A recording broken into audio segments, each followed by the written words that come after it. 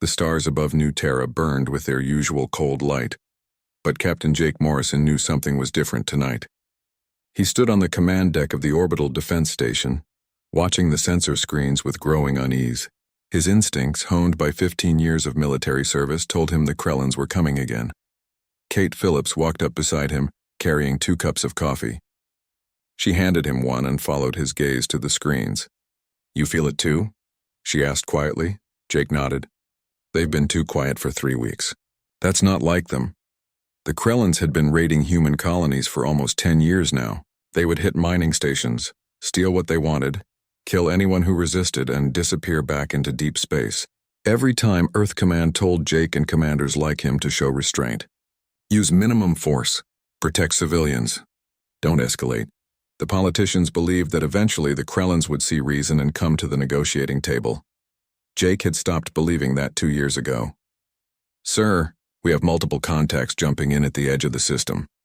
The voice of Lieutenant Ryan Cooper cut through the quiet of the command deck. Counting, 20, 30, 50 ships, all Krellan signatures. Kate's coffee cup froze halfway to her lips. 50 ships? They've never brought more than 10 before. Jake was already moving to the tactical station. His heart raced, but his hands stayed steady. Battle stations. Get everyone suited up. Launch all ready, fighters. Send an emergency signal to Earth Command. The defense station came alive with activity. Crew members ran to their posts. Alarm klaxons blared through the corridors. Outside, human fighter craft began streaming out of the launch bays like angry wasps defending their nest. "Where are they heading?" Jake demanded. Ryan's face went pale. "Sir, they're not coming for the station. They're heading straight for New Terra, directly for Settlement 7. Jake's blood turned to ice. Settlement 7 was the largest civilian colony on New Terra. 50,000 people lived there. Families, children, old people who had retired to the colony world to live out their final years in peace. There were no military targets in Settlement 7, nothing worth attacking except people. "Get me Admiral Blake. Now." The communication took precious minutes to establish. When Admiral Henry Blake's face appeared on the screen, he looked tired. The man had aged 10 years in the last 2, trying to hold together a defense force with one hand tied behind its back. "Morrison, I'm seeing the reports. I've already sent what reinforcements I can, but they're hours away. Admiral, they're going after civilians. Pure civilians. No military presence at all. We need to engage them with full force." Blake's jaw tightened. "Your orders are to defend with appropriate force. Protect the evacuation. Do not pursue beyond the orbital sphere. Do not escalate." Jake wanted to throw something.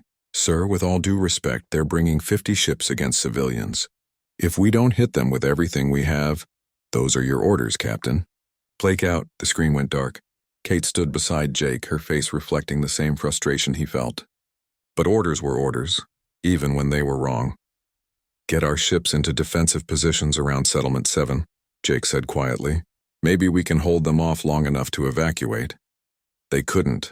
The Krellan ships swept past the human defenders like they weren't even there. The aliens had better shields, faster engines, and more powerful weapons. The only advantage humanity had ever possessed was cleverness and determination. But those didn't matter when the enemy had overwhelming force. Jake watched in horror as the Krellan ships opened fire on Settlement 7. They weren't targeting infrastructure or military installations. They were targeting homes, schools, hospitals. The bombardment lasted 20 minutes. 20 minutes of watching defenseless civilians die while Jake's small fleet tried desperately to break through the Krellan formation. Lieutenant Chris Dalton, one of Jake's best pilots, managed to destroy 2 Krellan cruisers before his fighter was shot down. Commander Amy Foster led a bombing run that crippled a Krellan capital ship, but it wasn't enough. It could never be enough when they weren't allowed to truly fight. When the Krellans finally withdrew, they left behind a smoking crater where Settlement 7 had once stood. 50,000 people gone in less than half an hour. The evacuation transports Jake had scrambled never even made it to the surface. The command deck was silent except for the quiet beeping of instruments. Kate had tears running down her face. Ryan sat at his station with his head in his hands. Jake just stared at the tactical display, at the red icon marking what used to be a thriving community. "Sir," the communications officer said softly, "Admiral Blake is calling again." Jake didn't move. He couldn't. What was there to say? He had followed orders. He had shown restraint. He had protected civilians using appropriate force. And 50,000 people were dead, sir? The officer prompted again. Put him through. Admiral Blake appeared on the screen and Jake barely recognized him. The man looked like he had aged another 10 years in the last hour. But there was something else in his expression now. Something hard and cold and final. Captain Morrison, I need you to listen carefully. What I'm about to tell you is being transmitted simultaneously to every human military installation in known space. Jake straightened despite his exhaustion. Something in Blake's tone made him pay attention. Effective immediately, all combat restrictions are lifted. All engagement protocols are suspended. All weapon systems previously classified as prohibited are now authorized for deployment. Blake paused, and his eyes seemed to bore through the screen. For 10 years, we've shown restraint. We've tried diplomacy. We've limited our response because we wanted to be better than them. We wanted to prove that humanity could rise above the cycle of violence. The Admiral's voice dropped to barely above a whisper, but every word carried the weight of absolute authority. The Krellans have answered our mercy with massacre. They've mistaken our restraint for weakness. They've slaughtered our children and laughed at our diplomatic protests. That ends now. Jake felt something shift in his chest. Kate moved closer to the screen, her tears forgotten. All human forces are hereby authorized to engage Krellan targets with extreme prejudice. No warnings, no quarter, no mercy. We held back long enough. Now we show them exactly what humanity is capable of when we stop playing nice. Blake's image flickered for a moment, then steadied. Morrison, your fleet is being reinforced with everything we can send. You'll also be receiving new weapons systems within 48 hours. Systems that have been locked away since the Unity Wars. I want you to take your fleet, hunt down every Krellan ship in this sector, and destroy them. Do you understand? Yes, sir. Jake's voice came out steady and cold. Perfectly clear. Good. And Morrison? Make them regret they ever heard the word human. The transmission ended. Jake stood in the center of his command deck, surrounded by his crew. Everyone was looking at him, waiting to see what he would say. He thought about Settlement 7. About 50,000 people who died because humanity tried to be civilized with creatures who understood only violence. You all heard the Admiral, Jake said quietly. We have 48 hours to prepare. I want damage reports on all ships. I want every fighter rearmed with the heaviest ordnance we have. I want targeting solutions for every known Krellan position within 10 light years. He turned to look at the view screen, at the stars where Krellan ships still lurked in the darkness. They wanted to see humans fight. They're about to get their wish, but they're not going to like what they see. Kate stepped up beside him again. The sorrow in her eyes had been replaced by something harder. Something that matched what Jake felt burning in his own chest. We're really doing this? She asked. No more holding back? Jake thought of the children who had been playing in Settlement 7's parks that morning. The families who had been sitting down to dinner. The old people who had survived Earth's wars only to die on a colony world that was supposed to be safe. Yeah, he said. We're really doing this. And God help anyone who gets in our way. Above them, the stars continued their cold burn, indifferent to human suffering or human rage. But somewhere in that darkness, the Krellans were about to learn a hard lesson. Humanity's mercy had been a gift they never appreciated. Now the gift was being withdrawn, and in its place came something the galaxy had never seen. Humanity unleashed. The convoy arrived at New Terra exactly 47 hours after Admiral Blake's transmission. Jake Morrison watched from the command deck as 3 massive transport ships materialized from jump space, accompanied by an escort of cruisers he had never seen before. These weren't the standard Defense Fleet vessels with their careful designs and multiple safety systems. These were warships, pure and simple, built for one purpose only. Sir, we're receiving docking clearance codes for the transports, Ryan Cooper reported. And, sir, the classification level on this cargo requires your personal authorization. Jake entered his command codes and waited. When the cargo manifest appeared on his screen, he had to read it twice to believe what he was seeing. Kinetic bombardment platforms, plasma lance arrays, hunter-killer drone swarms, fusion warheads with yields that could crack a small moon. And those were just the weapons he recognized. Half the list was equipment he had never heard of, with project names like Ragnarok, Hellfire, and Mercy's End. Kate leaned over his shoulder and let out a low whistle. Is that a viral nanite dispersion system? I thought those were banned after the Mars Rebellion.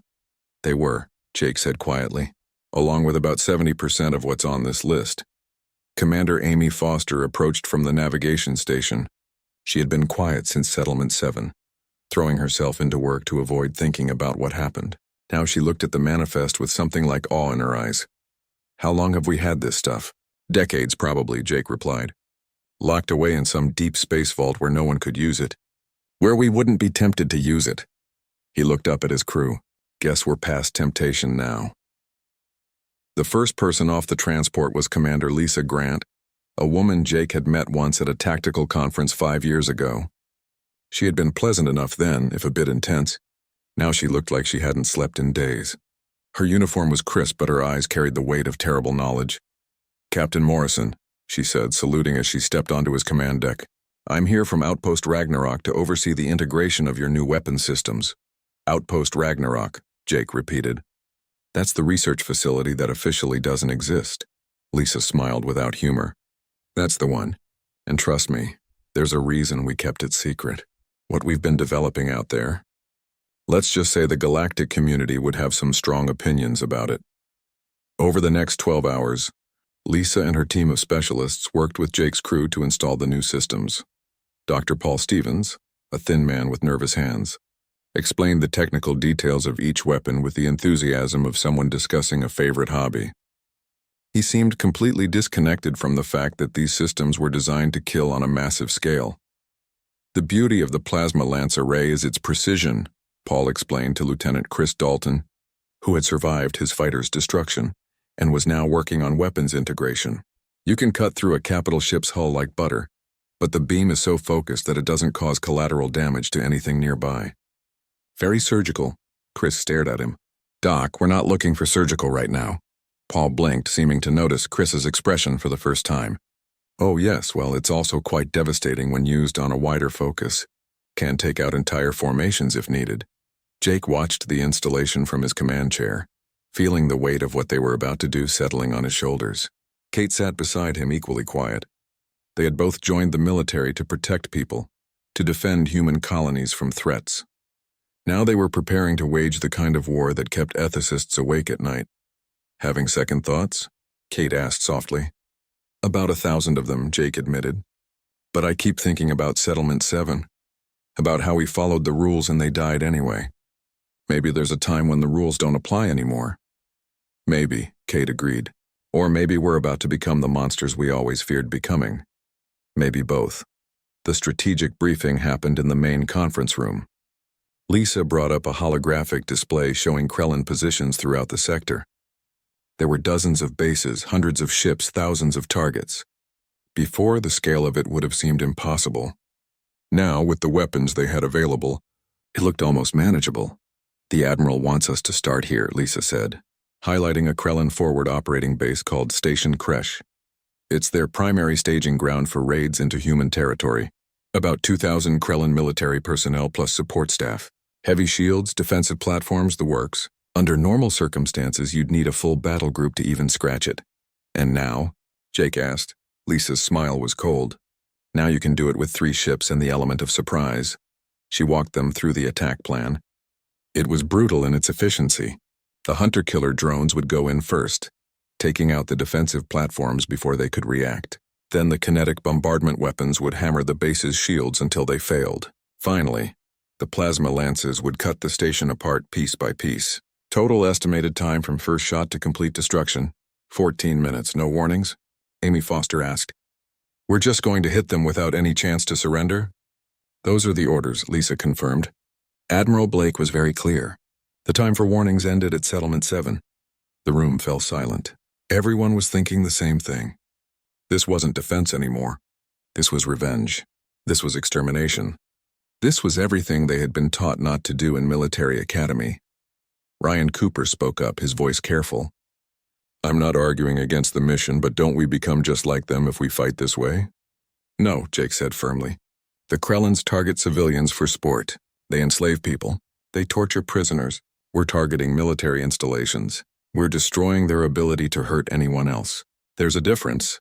Is there? Kate asked quietly. When we're killing 2,000 beings without giving them a chance to fight back? Jake looked at her steadily. They had 10 years to stop attacking us. They had 100 diplomatic chances to make peace. They answered every offer with violence. At some point, Kate, you have to accept that some people only understand one language, and if we don't speak it fluently, more people like Settlement 7 will die. The briefing ended without anyone feeling good about what was coming, but they all went to their stations and prepared anyway, because the alternative was to let the Krellans keep killing with impunity. The attack on Station Kresh happened exactly as planned. Jake watched from the command deck of his flagship as the drones did their work. The Krellan defensive platforms never even got a shot off. The kinetic bombardment was like watching hammer blows from an angry god. The plasma lances cut through the station's superstructure with terrifying precision. 14 minutes. That's all it took to destroy a base that had been launching attacks on human colonies for 5 years. 14 minutes to kill 2,000 Krellans who never saw it coming. When it was over, Jake authorized the transmission that Admiral Blake had ordered sent after every attack. It was a simple message broadcast on all Krellan frequencies. You wanted war. Now you have it. The crew celebrated. Chris Dalton shook Ryan's hand. Amy Foster allowed herself a small smile. They had struck a real blow against the enemy. They had proven that humanity could hit back hard. Only Kate stood apart, staring at the debris field that used to be Station Kresh. Jake joined her at the observation window. We just killed 2,000 people in 14 minutes, she said, and everyone's celebrating. They're celebrating because those 2,000 Krellans won't kill any more humans, Jake replied. Because every base we destroy is another colony that doesn't get burned. Because maybe, just maybe, the Krellans will finally understand that attacking us has consequences. Kate turned to look at him. Do you really believe that? Or are we just making ourselves feel better about becoming killers? Jake didn't have a good answer for that. He looked out at the stars, at the vast darkness where more Krellan bases waited, where more targets existed, where more death would happen because humanity had finally decided to stop pulling its punches. I believe we're doing what we have to do, he said finally. I believe that sometimes the only way to save lives is to take them. And I believe that the people who died at Settlement 7 deserve justice, even if that justice isn't pretty. Justice or revenge? Kate asked. Does it matter?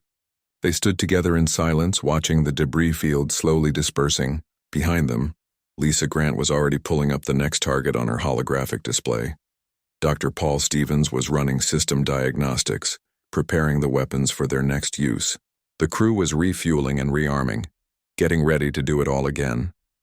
Somewhere in the darkness, the Krellans were receiving word of Station Kresh's destruction. They were probably confused, wondering how the passive humans had suddenly become so deadly. Soon they would understand. Soon they would realize that humanity's restraint had been a choice, not a necessity. And by then, Jake thought grimly, it would be far too late for them to do anything about it.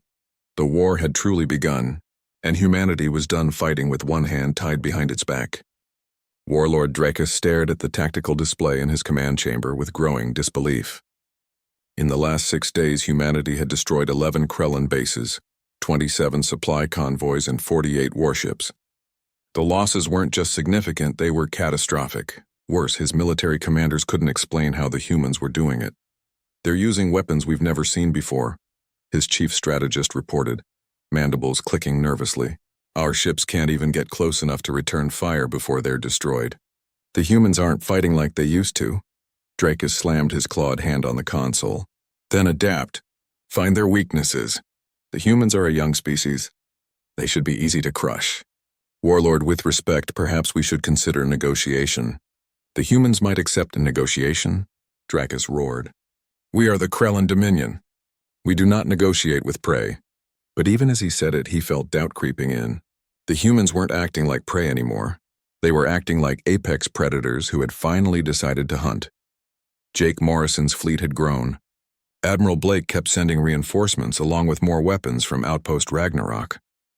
They now had 12 warships under Jake's command, including the newly commissioned battleship Vengeance. It was a monster of a ship, designed specifically for the kind of warfare humanity was now waging. No diplomatic suites, no civilian comfort areas. Just weapons, shields, engines, and the crew to run them. Lieutenant Chris Dalton had been promoted to wing commander after destroying 6 Krellan cruisers in 3 days. He now commanded a squadron of fighters equipped with the new plasma torpedoes. Each torpedo carried enough firepower to disable a capital ship, and Chris's pilots were learning to use them with deadly efficiency. Target acquired, Chris reported over the comm during their latest engagement. 2 Krellin destroyers bearing 270. They're running. Pursue and destroy, Jake ordered without hesitation. No survivors. 3 months ago, those words would have been unthinkable. Now they were routine. The Krellins had taught humanity a harsh lesson about mercy, and humanity was making sure they understood the consequences. Kate Phillips had stopped questioning the orders. She executed them with the same precision she brought to everything, but Jake could see the change in her eyes. They were all changing, becoming harder and colder. The war was stripping away pieces of their humanity, even as they fought to protect it. Commander Amy Foster plotted jump coordinates that took them deeper into Krellin territory than any human force had ever gone. They weren't defending colonies anymore. They were hunting. Every Krellin installation they found became a target. Every Krellin ship they encountered was destroyed. The galactic community was taking notice. Ambassador Vryn Prime of the Commonwealth sent a formal inquiry to Earth, requesting clarification on humanity's sudden military escalation. The Helios Federation issued a statement expressing concern about the changing nature of the conflict. Even the Tarak Alliance, known for their own brutal military, seemed shocked by how thoroughly humanity was dismantling the Krellin Dominion. Jake received a recorded message from Admiral Blake addressing these concerns. The Admiral looked older every time Jake saw him, as if the weight of what they were doing was physically aging him. The galactic powers are worried, Blake said in the recording. They're seeing what happens when humanity stops holding back and it scares them. Good. Let them be scared. Let them understand that we only hold back because we choose to, not because we have to. But keep pushing forward, Morrison. We end this with the Krellins once and for all. The breakthrough came when they intercepted a Krellin supply convoy heading toward the inner territories. Ryan Cooper's scans revealed something unusual in the convoy's cargo manifests. Slave transports. Thousands of human prisoners being moved to labor camps in the Krellin core worlds. How many? Jake demanded. Best estimate, about 5,000 people, Ryan reported. Most taken from the outer colonies over the last 2 years. Kate looked up sharply. Some of those might be from Settlement 7. Survivors we thought were killed. Jake felt something crack in his chest. All this time they had thought Settlement 7 was completely destroyed. But the Krellins had taken survivors, enslaved them. He thought about what those people had endured for the past weeks, and his hands tightened into fists. Battle stations, he said quietly. Weapons target the escort ships only. Navigation, plot an intercept course. We're taking those transports intact. Sir, that means boarding actions, Amy warned. We haven't trained for... Then we learn fast, Jake interrupted. I'm not leaving our people in Krellin hands 1 second longer than necessary. The engagement was brutal. The Krellin escorts fought harder than usual. Probably because they knew what would happen if the humans freed the prisoners. Chris Dalton's squadron took out 3 destroyers. The Vengeance's plasma lances cut through 2 more. But the Krellins managed to get a distress call out before they died. Dr. Paul Stevens, who had stayed with the fleet to maintain the advanced weapons systems, coordinated the boarding teams. The slave transports have minimal life support, he warned. If we breach the hulls, those people will die. Then we don't breach the hulls, Jake said grimly. We dock and go through the hatches. Dalton, I want your best pilots on this. Full combat gear. Weapons set to maximum. Show the Krellins exactly how we feel about people who take prisoners. The boarding action took 2 hours. The Krellin guards fought viciously, but they were used to fighting unarmed slaves, not armored human soldiers with fury in their hearts. Chris Dalton personally led the assault on the main transport, clearing compartment after compartment with ruthless efficiency. When they finally reached the holding cells, what they found made even the hardened soldiers sick. Humans crammed into spaces meant for cargo, beaten, starved, some barely alive, but alive. 5,347. People who the Krellins had thought would never see freedom. Again, among them were 212 survivors from Settlement 7. Kate Phillips broke protocol and hugged. The first survivor they brought aboard the Vengeance, tears streaming down her face. Jake stood nearby, watching medical teams swarm over the rescued prisoners, and felt his last reservation about what they were doing evaporate. The Krellins didn't deserve mercy. They had proven that beyond any doubt. Sir, we're detecting incoming Krellin forces. Ryan reported. That distress call brought company. Looks like a full battle group, 15 ships.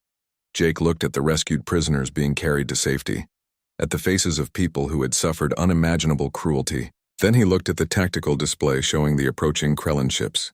All ships, this is Morrison. We have 5,000 civilians aboard now. They've been through hell, and I will not let the Krellins take them again. He paused, letting his words sink in. Weapons free. No warnings, no mercy. Show these creatures what happens when they take our people. The battle was one-sided. The Krellin battle group thought they were facing the same restrained humans they had always fought. Instead, they met humanity unleashed. Hunter-killer drones swarmed their formations. Kinetic bombardment platforms turned their capital ships into debris. Plasma lances carved through their hulls like they were made of paper. The fight lasted 18 minutes. 15 Krellin ships entered the battle. None left. Chris Dalton stood in the hangar bay afterward, helping medical teams with the rescued prisoners. One woman, barely conscious, grabbed his arm. "You came for us," she whispered. "We thought everyone had forgotten about us." "Never," Chris said firmly. "We don't leave people behind, and we're going to make sure this never happens to anyone else again." News of the rescue spread through the fleet like wildfire.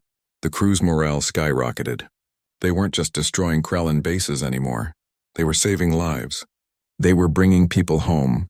The war suddenly had a purpose beyond revenge, and it made all the difference. Lisa Grant pulled Jake aside after the battle. "The Krellins know you're coming now," she said. "They know what weapons you have. They'll be ready for you." "Good," Jake replied. "Let them prepare. Let them build their defenses. Let them gather their fleets." He looked out at the stars, toward the Krellin core worlds, because we're coming anyway and all their preparations won't matter. We're going to tear through them like they tore through Settlement 7. And we're not going to stop until every single human prisoner is free and every Krellin base is dust. Amy Foster had been listening from her station. "Sir, you're talking about invading their home territory. That's never been done before. The Krellin core worlds are some of the most heavily defended systems in the galaxy." Jake smiled without humor. "Yeah, they probably thought Settlement 7 was pretty safe too. Turns out when you push someone far enough, they stop caring about impossible odds. They just care about making things right." The Vengeance and its escort fleet set course for the Krellin heartland, carrying rescued prisoners to the nearest human base and preparing for the final phase of the war.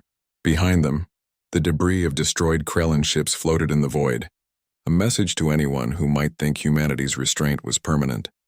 The galaxy was learning a hard truth. Humans held back because they chose to, because they wanted to be better than their worst impulses. But Admiral Henry Blake sat in Earth Command's Strategic Operations Center, surrounded by screens showing fleet positions across human space.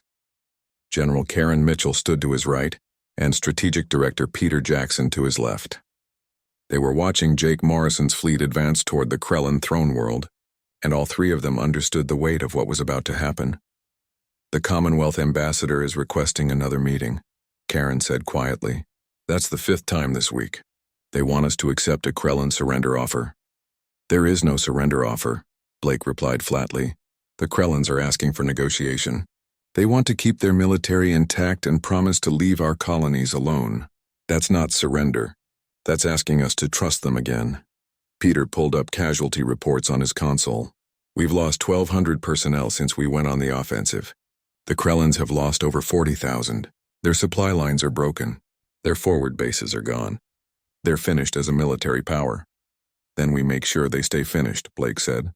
"I'm not stopping this war until I know, absolutely know, that they can never threaten another human colony again." The three of them watched as Morrison's fleet entered the Krellin home system. This was the moment everything had been building toward. Either humanity would break the Krellin dominion permanently, or they would overextend and lose everything they had gained. Jake Morrison stood on the command deck of the Vengeance, watching the tactical display as his fleet emerged from jump space. The Krellin throne world hung in the center of the system like a diseased jewel, surrounded by defensive stations and warships. It was the heart of the Dominion, the seat of their power, and it had never been touched by enemy forces in 500 years of Krellin history. That was about to change. "Count?" Jake asked calmly. Ryan Cooper's fingers danced over his console. 73 capital ships, maybe 200 smaller vessels, defensive platforms, I've stopped counting at 50. Sir, this is everything they have left. Their entire remaining military is here. Good, Jake said. Means we only have to beat them once. Kate Phillips looked at him with concern. Jake, we're outnumbered 7-1. Even with the advanced weapons, those are bad odds. Would have been worse odds if we'd fought them 6 months ago, Jake pointed out. Before we knew what we were capable of. Before we stopped pulling punches. He turned to face his crew. I'm not going to lie to you. This is going to be the hardest fight we've ever faced. Some of us probably won't make it through, but we're fighting so that no one else has to. We're fighting so that the Krellans never hurt anyone again. We're fighting for Settlement 7 and all the other colonies they destroyed. We're fighting for the 5,000 people we rescued who thought they'd never see home again. He paused, looking each crew member in the eye. We're fighting because we're human and humans don't quit. We don't give up. And we sure as hell don't let bullies win. So let's go show them why they should have left us alone. The crew responded with a cheer that would have been impossible 3 months ago. They had changed. They had become harder, more ruthless, more willing to do what was necessary. The war had taken pieces of their innocence, but it had given them something else. Purpose. Chris Dalton led his fighter squadron in first. The plasma torpedoes tore through the outer defensive platforms before the Krellans could react. Amy Foster coordinated the fleet's movements, keeping them in tight formation where their overlapping shields provided maximum protection. Lisa Grant had come along for this final battle, managing the advanced weapon systems with the cold efficiency of someone who had spent too long thinking about how to kill efficiently. The Krellan fleet met them with everything they had. Energy weapons lit up the void. Missiles streaked through space. Ships exploded in silent fury. The battle was chaos, beautiful and terrible at the same time. Dr. Paul Stevens worked frantically in the weapons bay, keeping the advanced systems running at maximum capacity. He had helped design these weapons in the abstract, as theoretical solutions to military problems. Now he was watching them used in the largest space battle humanity had ever fought, and the reality of it made him sick. But he kept working, because people like Chris Dalton and Amy Foster depended on these systems to survive. Warlord Drakus commanded the Krellan defense from his flagship. He had gathered every ship, every soldier, every weapon his dominion still possessed for this final stand. The humans had become a nightmare he couldn't wake from, destroying everything he sent against them. But here, defending their homeworld with their backs against the wall, the Krellans would finally stop them. They had to. Concentrate fire on their flagship, Drakus ordered. Kill their commander and the rest will break. But the humans didn't break. Even when the Vengeance took heavy damage, even when its shields failed and enemy fire carved through its armor, Jake Morrison kept his fleet together. They fought with a determination that shocked the Krellan warlord. These weren't the same humans who had shown restraint and mercy. These were warriors who had learned to fight without rules. Deploy the kinetic platforms, Jake ordered, his voice steady despite the ship shaking around him. Target the Throne World's military installations. Kate stared at him. Jake, that means orbital bombardment. That's civilian population down there too. The military installations are separated from civilian areas, Jake replied. Paul and Lisa assured me the kinetics can be that precise. We're not going to massacre civilians. We're not the Krellans, but we are going to make sure they can never threaten us again. The kinetic bombardment platforms launched their payloads. Solid metal rods accelerated to incredible speeds fell toward the Krellan throne world like the wrath of an angry god. They struck military bases, weapons factories, shipyards. Explosions bloomed across the planet's surface as centuries of military infrastructure was reduced to rubble. Ryan Cooper watched his screens in awe. Sir, their planetary defenses are completely offline. Fleet command centers are destroyed. They've lost coordination between their ships. The Krellan fleet began to falter. Without central command, ships made individual decisions. Some tried to fight harder. Some tried to flee. Some just held position, as if hoping someone would tell them what to do. The Dominion's military, so fearsome and unified when attacking helpless colonies, fell apart when faced with an enemy that fought back with equal brutality. Chris Dalton's squadron exploited the confusion, destroying command ships and carriers. Amy Foster guided the fleet through the chaos, finding weaknesses in the Krellan formation and exploiting them ruthlessly. Lisa Grant kept the weapons firing. Each shot another nail in the Dominion's coffin. The battle lasted 4 hours. When it finally ended, the Krellan fleet was shattered. 73 capital ships had entered the fight. 14 survived, all too damaged to continue fighting. The defensive platforms were silent, destroyed, or abandoned. The throne world's military capability was gone, reduced to smoking craters visible from orbit. Jake's fleet hadn't escaped unscathed. 3 ships were destroyed. The Vengeance was barely operational, running on backup systems and sheer determination. But they had won. Against impossible odds, humanity had broken the Krellin Dominion's military power forever. "Sir, we're receiving a transmission from the Krellin surface," the communications officer reported. "It's Warlord Dracus. He's requesting terms." "Put him through," Jake said quietly. The warlord appeared on the screen, and Jake barely recognized him. The proud, arrogant creature who had ordered the destruction of Settlement 7 now looked defeated and desperate.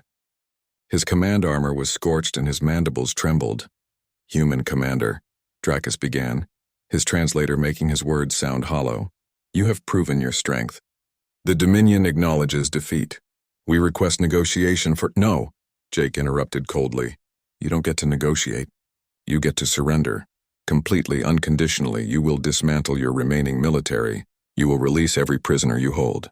You will open your worlds to human inspection teams, and you will spend the next 50 years as a protectorate under human supervision, proving that you can exist without conquering and enslaving everyone around you." Dracus's eyes widened. "You cannot ask us to—" "I'm not asking," Jake said flatly. "I'm telling you what's going to happen. Because if you don't agree to these terms, we'll come down to your planet and continue this conversation face to face. And I promise you won't like that conversation any better." The warlord slumped in defeat. "And if we agree? Then the killing stops. We'll help you rebuild. We'll trade with you. We'll show you the same mercy we wanted to show you 10 years ago before you made us become this." Jake leaned forward.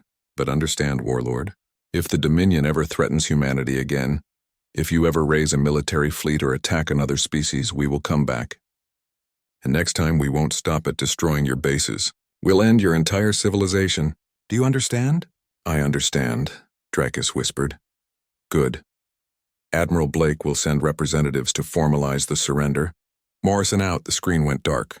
Jake sat back in his command chair, suddenly exhausted. Around him, the crew was silent. They had won. They had actually won. But looking at the debris fields floating in space, at the damaged ships and the casualty reports coming in, it didn't feel much like. 3 months after the Battle of the Krellin Throne World, Jake Morrison stood on the observation deck of a space station orbiting New Terra. Below him, the planet looked peaceful. Construction crews were rebuilding Settlement 7, turning the crater into a memorial and a new city. Survivors were coming home. Life was returning to normal, but Jake didn't feel normal. He felt hollow.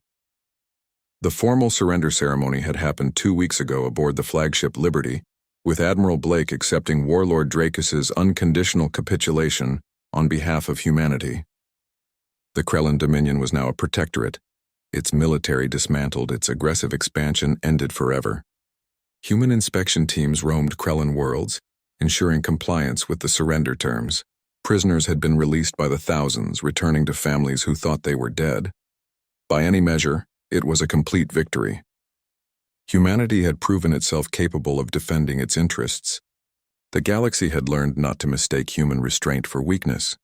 The war was over and the good guys had won. So why did Jake feel like he had lost something important? "Thought I'd find you here," Kate Phillips said, walking up beside him. She had been promoted to commander and given her own ship, but she was staying on New Terra for now, helping with the rebuilding efforts. "You're brooding again." "I don't brood," Jake protested weakly. "You absolutely brood. You've been brooding since the surrender." Kate looked out at the planet. "We won, Jake. We saved countless lives. The Krellins will never hurt anyone again. That's worth celebrating. I know. I just keep thinking about the cost. We killed over 60,000 Krellins during the offensive. We destroyed cities. We orphaned children. We became everything we said we'd never become." Kate was quiet for a moment. "We became what we needed to become to survive. There's a difference." "Is there?" Jake asked. "I look at myself now and I barely recognize who I was 6 months ago. That person believed in rules and restraint and fighting the right way. This person knows how to destroy a planet's military infrastructure in 4 hours. Which one is the real me?" "Both," Kate said simply. That's the burden of command, Jake. You have to be capable of terrible things while still believing in good ones. You have to be able to unleash hell when necessary, then put it back in the box when the crisis is over. Jake nodded slowly, wanting to believe that. He knew Kate struggled with the same questions. They all did. Chris Dalton had nightmares about the Krellin ships he destroyed. Amy Foster went to therapy twice a week. Even Ryan Cooper, who seemed unshakable, had moments of doubt. The war had changed them all. The question was whether they could change back. Admiral Blake arrived at New Terra 3 days later for an inspection tour. He looked older than ever, gray hair now completely white, face lined with stress. But there was satisfaction in his eyes when he looked at the rebuilt settlements and returning colonists. Morrison, walk with me, Blake said, and Jake fell into step beside him. They walked through the memorial garden being built at Settlement 7's site. Each tree represented someone who had died in the attack. 50,000 trees. It would take decades for them all to grow. But the colonists wanted the memorial to be a living thing, not just cold stone. I'm retiring, Blake said suddenly, effective next month. I've spent 30 years in the military and I think I've done enough damage for one lifetime. Jake looked at him in surprise. Sir, you saved humanity. You made the hard call to lift the combat restrictions. If I hadn't, the Krellins would still be attacking us, Blake finished. Yes, I know. And I'd make the same decision again if I had to. But that doesn't mean I feel good about it, Morrison. I authorized weapons that I spent my whole career hoping we'd never use. I turned our military into something that scares the entire galactic community. I'm proud of what we accomplished, but I'm also haunted by it. They stopped beside a young tree barely more than a sapling. The plaque at its base read Emma Stevens, age 7. Loved space and wanted to be an astronaut. I think about the Krellin children, Blake said quietly. The ones who lost parents in the battles we fought. The ones growing up in a defeated empire, learning that their mighty dominion was broken by the species they were taught to despise. Some of them will grow up hating us. And maybe they should. We did terrible things to their people. Their people did terrible things first, Jake pointed out. I know, and that matters. But Morrison, here's what I learned from this war. Being right doesn't make the consequences easier to live with.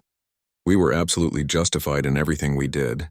The Krellins forced us to fight that way, but justification doesn't bring back the dead on either side. Blake turned to face Jake directly. I'm recommending you for promotion to Admiral.